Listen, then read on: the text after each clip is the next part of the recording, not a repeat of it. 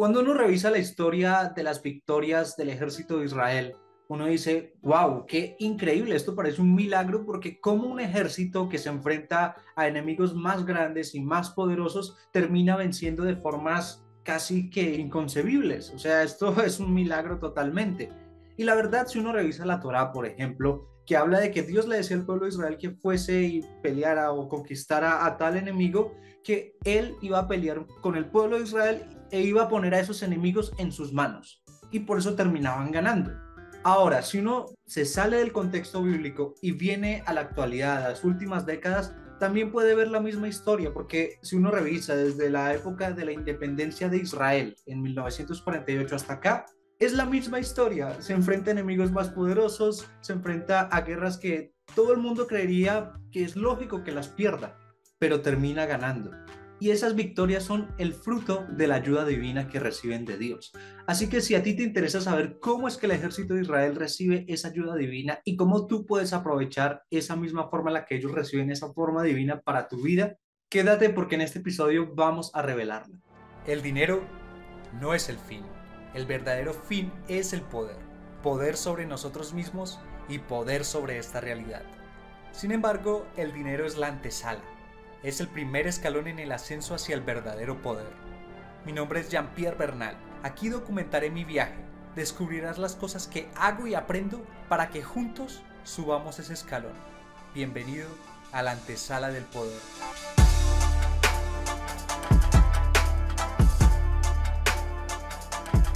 Bueno, poderoso, poderosa, bienvenido, bienvenida a este episodio número 359. Momento en que se publica este episodio es el día sábado 17 de septiembre del año 2022. Como lo dijimos al principio, vamos a hablar de cómo es que el ejército de Israel recibe esa ayuda divina, esa ayuda de Dios para ganar guerras que parecen milagros. Si escuchaste los 5 últimos episodios que hemos publicado en el podcast, estuvimos hablando mucho de la porción de la Torá llamada Kitetse. Y Kitetse inicia hablando de algo que se le permitía al soldado en la época de la Torá cuando ganaban la guerra y habían mujeres prisioneras que al soldado israelí le gustaban y que él podía acceder a ella. Posteriormente le dicen que ahora la tiene que alojar en su casa y tiene que pasar esa mujer durante un mes por un proceso de afeamiento en que tiene que raparse, ponerse otra ropa, dejarse crecer las uñas para que eso aplaque el deseo del hombre de Israel. E incluso en el Talmud hay lugares que explican qué tiene permitido el soldado respecto a las mujeres que han sido tomadas prisioneros. Lógicamente, esto no se refiere a que tienen permitido violar a una mujer. Es más, el Zohar y el Ari ya nos han explicado que el significado que tiene esto, de lo que tiene permitido el soldado hacer una mujer prisionera, es totalmente al contrario que pensar que un soldado tenga permitido violarla. O sea, es totalmente lo opuesto, no tiene nada que ver con eso. Sobre todo porque en la época de la Torá solo podían hacer parte del ejército de Israel los tzadikim, o sea, los justos. Y es inconcebible que una persona justa le tenga permitido violar, sabiendo o a sabiendas de que eso es una transgresión y un justo no comete transgresiones y mucho menos tendría el deseo de cometer transgresiones. Y la razón por la cual solo podían entrar justos al ejército de Israel en la época de la Torá era porque los tzadikim no tenían o no podían tener miedo en su corazón. Y esa era la forma en la cual ellos ganaban esas guerras que parecían milagrosas, porque llegaron conquistando la tierra de Israel contra enemigos que eran mucho más numerosos, más poderosos, con ciudades fortificadas hasta el cielo, según la descripción. O sea, guerras que en el sentido común de cualquier persona uno diría, este ejército va a perder, y terminaban ganando por lo mismo, porque Dios decía que les iba a poner esos enemigos en sus manos, que Dios iba a pelear por ellos esas guerras. Y otra cosa que uno tiene que plantearse es que, bueno, cogieron a una mujer prisionera y que pase por un proceso de afeamiento durante un mes, que la aloje en la casa y después se case con ella. Eso es extrañísimo porque si en esa época tenían la prohibición de casarse con una mujer de otra tribu del mismo pueblo de Israel, pues mucho más con una mujer que fuese de afuera del pueblo de Israel.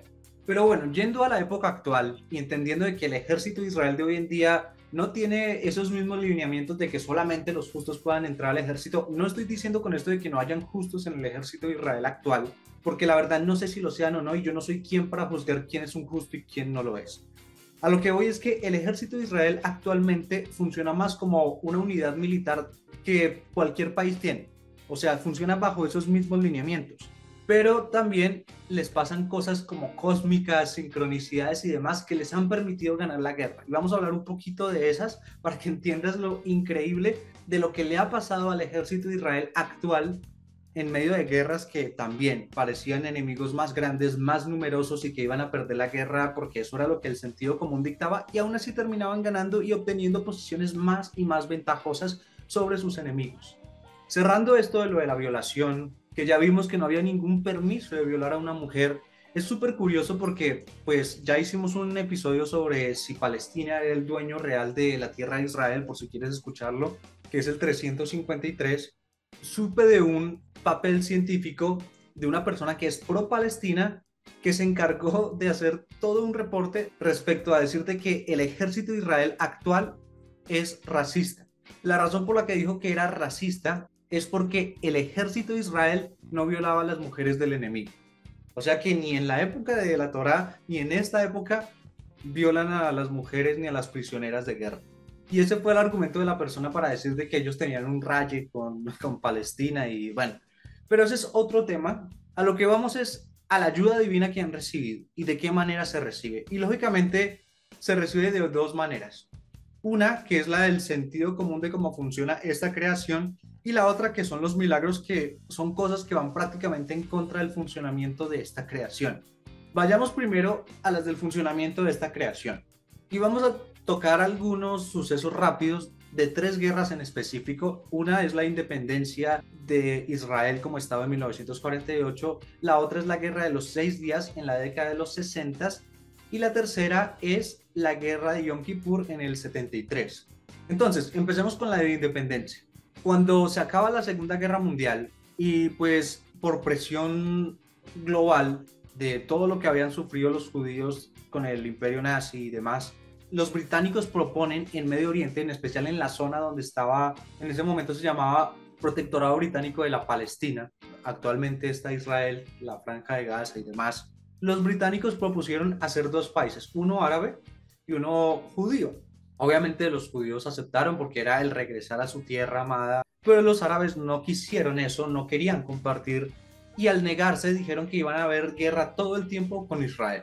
Así que bueno, los israelitas llegaron allá y desde que llegaron, al intentar crear su estado, inició una guerra. Y tengamos en cuenta de que el 50% de las personas que llegaron eran sobrevivientes del holocausto nazi, y salir de sobrevivir el holocausto nazi a pelear una guerra con países árabes. Llegaron ahí, no tenían armamento, no tenían nada. Y una de las historias más curiosas de esto es que alguien se inventó un mortero que se llamaba el Adavitka, que de hecho, si uno camina por ciertas partes de Israel, esos morteros están ahí como piezas de un museo, pero en la calle, uno los puede ver. Ese mortero no tenía ningún poder de fuego impresionante, de hecho lo que lanzaba era piedritas, y si bien esas piedritas lanzadas con la fuerza del mortero podrían de pronto hacer algún mini daño en las paredes, si le caía a una persona pues lógicamente matarlo, pero en sí no era algo letal. Lo único que tenía de especial ese mortero era que sonaba durísimo y se escuchaba a la distancia un estruendo tremendo. Entonces, claro, ¿qué acababa de pasar en la Segunda Guerra Mundial? Que fue lo que terminó finalmente la guerra, las dos bombas de Hiroshima y Nagasaki.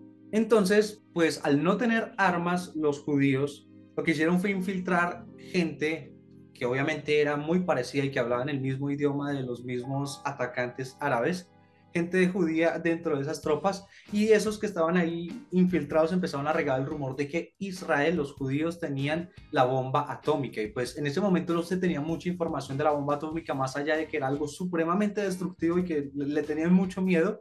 Entonces, claro, desde lo lejos empezaban a utilizar ese mortero, la Vitka, y empezaban a disparar, pero como sonaba tan duro, los que estaban regando el rumor de que era la bomba atómica decían, es la bomba atómica, es la bomba atómica, y los árabes salían despavoridos, súper miedosos, dejaban el armamento ahí y se iban y perdían esa posición. Entonces llegaban los israelitas, cogían ese armamento, cogían esa posición y de a poco se fue armando un ejército. No voy a contar obviamente toda la campaña y toda la guerra, que es bastante interesante, te invitaría a ver algún documental al respecto, y al final terminó con la creación del Estado. Hubo más guerras, hubo muchísimas bajas, sobre todo de personas que eran sobrevivientes del holocausto, que no tenían familia ya, que eran únicos y que no habían gente que los fuese a llorar sus cuerpos, sus pérdidas y demás. Pero a base de todo este sacrificio de personas que fueron en contra de todo, porque los árabes sí estaban establecidos en esa zona, sí tenían un ejército, sí tenían armamento y se enfrentaron con gente que venía de sufrir bastante, que no tenía armamento y que aún así lograron ganar la guerra y se lograron independizar. Obviamente eso provocó bastantes tensiones a lo largo del tiempo y ya en los años 60 que llegó la Guerra de los 6 días, que 5 países árabes se alinearon para atacar a Israel. Obviamente la destreza de Israel hizo que en 6 días le ganara la guerra a esos 5 países, porque hubo toda una estrategia, a alguien se le ocurrió una idea, también pasaron otras cosas que fueron como sincronicidades que facilitaron que Israel ganara la guerra. No sé, por ejemplo, cuando Israel sobre Egipto lanzó el primer ataque, lo lanzó en un momento en que las tropas egipcias estaban desayunando. Entonces desarmó todo su maquinaria pesada de guerra y dejó a los egipcios con las manos atadas porque perdieron sus armas de guerra por estar desayunando, por no estar en sus posiciones. Si los egipcios no hubiesen estado desayunando, no hubiesen estado tan confiados en ese momento, o por lo menos hubiesen estado pendientes para repeler el ataque, Israel no gana ese momento. En ese momento no gana. Y ya en el 73, en esta guerra de Yom Kippur, que fueron Siria y Egipto atacando desde el norte, en los montes de Golán, Egipto en el sur, en el Sinaí, y pasaron cosas similares. Eran como 1.200, 1.500 tanques sirios contra un pequeño grupo de tanques. Era como por cada tanque israelí habían 7 tanques sirios. Y hubo un momento en el cual los tanques de Israel estaban transitando y en las laderas venían los tanques sirios. Los tanques que iban de primeras del grupo israelí no los vieron, solo los de atrás empezaron a disparar y eso alertó a los que iban adelante y se dieron cuenta de que estaban en las laderas de la montaña en la parte de arriba los tanques sirios. Pero esos tanques sirios eran malísimos para apuntar desde arriba hacia abajo. En cambio, los tanques israelíes tenían esa movilidad para apuntar desde abajo hacia arriba. Entonces empezaron a destruir todos esos tanques y detuvieron el avance. Si esos tanques hubieran avanzado, hubiesen destruido el puente sobre el Jardín y no hubiesen podido llegar a las reservas y se pierde el Golán. Esa fue la batalla de tanques más increíbles. Entonces aquí vemos 3 formas en las cuales Dios, de manera que tenga sentido con esta realidad, hace de que el ejército de Israel, o que cualquier persona, porque eso no es solo el ejército de Israel, tenga como esa bendición de que las cosas le salen bien a pesar de que todas las adversidades estén en su contra. Volvamos a la parte de la Davidka, el mortero que sonaba súper duro y que lo confundieron con la bomba atómica. Entonces fueron ideas, inspiraciones que le llegaron a unas personas, uno, de inventarse una máquina o una arma que, si bien no hacía daño, sonaba re duro, y otros que tuvieron la idea de infundir el miedo dentro de las tropas árabes y ese miedo hizo que ellos perdieran, porque no se trata de quién tenga más armamento ni de quién sea más fuerte, sino de quién tenga mayor certeza de que va a ganar. Y en el momento en que alguien duda, pierde la guerra, por muy fuerte que sea, por muchas cosas que tenga. Entonces les llegaron la inspiración a personas del pueblo de Israel para infundir ese miedo y para crear algo que soportara ese miedo que les estaban infundiendo. Y esa fue la forma en que Dios operó ahí. Enviarle la inspiración divina a unas personas para que hicieran eso y ya que ellos hicieran el resto. Entonces, forma número 1. Cuando a ti se te ocurran cosas que tú dices, no sé, pero tengo la intuición de tal cosa, ahí es la ayuda sagrada, la ayuda divina de Dios que te está diciendo, haz esto, haz esto, haz esto, confía, no tengas miedo, así pareciera que las cosas estén en tu contra, hazlo. Forma número 1. Vamos al ejemplo número 2, que era la guerra de los 6 días, que fue con sincronicidades. El ejército de Israel no sabía que los egipcios estaban desayunando en ese momento, pero hicieron toda una planificación para atacar. Entonces les llegó la inspiración divina y la ejecutaron en el momento preciso. Repito, si los egipcios hubiesen estado pendientes para por lo menos defenderse, no hubiese tenido éxito el ejército de Israel. Entonces, otra forma en la que ayuda a Dios es por medio de las sincronicidades. Pero para que esas sincronicidades pasen, yo tengo que estar en el momento adecuado, en el lugar adecuado, porque en ese momento adecuado es que está la oportunidad. Pero si yo no estoy preparado previamente, porque lógicamente el ejército de Israel se había preparado previamente con una planificación de cómo ejecutar ese plan y ese ataque. Es como combinar lo anterior, de que me llegue la inspiración divina, pero esta vez que se ejecute en el momento preciso. Y eso se llama la sincronicidad y esa es otra forma en la que Dios ayuda. Lo tercero era en la guerra de Yom Kippur, que el armamento sirio no estaba preparado para atacar al armamento israelí, porque de hecho Por ejemplo, mientras los israelíes podían disparar a 5 kilómetros con sus tanques, los sirios tenían que acercarse como a 2 kilómetros para poder disparar. Entonces tenían que recorrer una distancia muy grande antes de siquiera poder responder al fuego israelí.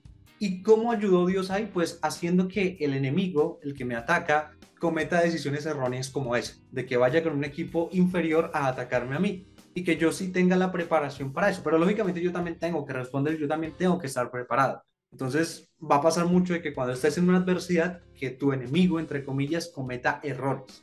Y si tú no sabes capitalizar esos errores, pues ya es problema tuyo de que pierdas. Ya Dios hizo el favor de como hacer de que ese enemigo tome decisiones precipitadas y decisiones poco estudiadas. Pero bueno, esas son las 3 formas en las cuales te ayuda Dios de forma tal de que haga sentido con esta realidad. Ahora pasemos a la milagrosa. Y solo voy a poner un ejemplo. Y es que en la guerra de los 6 días, esa guerra de que 5 países árabes se unieron para pelear contra Israel, para atacarlo, cuenta la historia de que un tipo que estaba en el frente, que estaba enfrentando a Egipto, el tipo había perdido toda su brigada, todo su grupo, toda su tropa, y él era el único. Y estaba desarmado. Y en un momento se encontró frente a 1000 soldados egipcios, 1000 soldados egipcios. Y obviamente el primer pensamiento del tipo, bueno, esto ya es mi último momento. Pero se sorprendió al ver de que todos los egipcios, ante él solito, levantaron las manos y se entregaron como prisioneros. Él solo empezó a caminar de vuelta hacia donde estaba el punto israelí más cercano, y todos se sorprendieron al ver de que él solo llegó con 1000 prisioneros egipcios. Entonces cualquiera se pregunta, bueno, pero si él estaba solo, si estaba desarmado, si estaba débil, no tenía apoyo en ese momento y lo podían matar, ¿por qué los egipcios hicieron eso? Le preguntaron a muchos egipcios de los que se entregaron que por qué se habían entregado, y muchos dijeron que cuando lo iban a matar, miraron alrededor y lo que vieron fueron ángeles que también estaban armados y estaban dispuestos a acabar con los egipcios. Entonces en ese momento vieron que no podían ganar eso y prefirieron entregarse. U otra parecida, un tipo que estaba herido, que había perdido también todas sus tropas, y unos soldados, si no estoy mal, eran sirios, pero también podrían ser egipcios, la verdad no recuerdo bien ese pedazo. Pero el tipo estaba solo, estaba herido, estaba botado en el piso, sin armamento, ya casi que en las últimas para morirse, y llegaron unos enemigos que estaban armados, que estaban dispuestos a matarlo, pero por alguna razón salieron corriendo. Y obviamente les preguntaban después a esos enemigos que por qué no lo mataron. Y la respuesta que dieron fue que el tipo estaba rodeado de ángeles y sintieron temor y salieron huyendo. Entonces, estas son las formas en las cuales también pueden pasar esos milagros, cosas que van en contra del sentido común de esta creación, pero que también te puede ayudar Dios. Esa intervención divina, por decirlo así. Pero esta no es algo que yo te puedo decir, mira, si haces esta oración o si haces esta meditación o si siempre tienes el nombre de no sé qué en tu cabeza, dejémoselo a los mundos superiores que ellos decían.